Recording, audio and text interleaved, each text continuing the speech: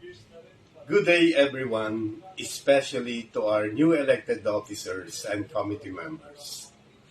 First of all, I would like to thank you for the trust and support you have given me, as well as to our outgoing committee members during our last reunion activities and golden anniversary. Our grand reunion last month is not the end, but the beginning to know more about each other. I am certain that this new set of officers will perform their duties and responsibilities with sincerity and integrity. Alam niyo po, hindi naging madali sa amin ang pagbuo nitong nakaraan nating big event. Marami kaming pinagdaan ng ups and downs.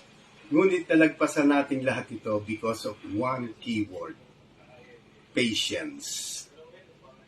Maraming salamat din po sa mga constructive criticism. At yan ang naging gabay at big challenge sa amin na sa effort ng bawat isa ay nailatag natin ng maayos ang ating grand reunion.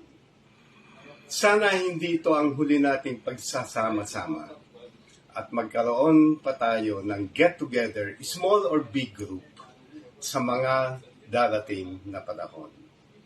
Muli, congrats sa ating mga bagong elected officers at committee members.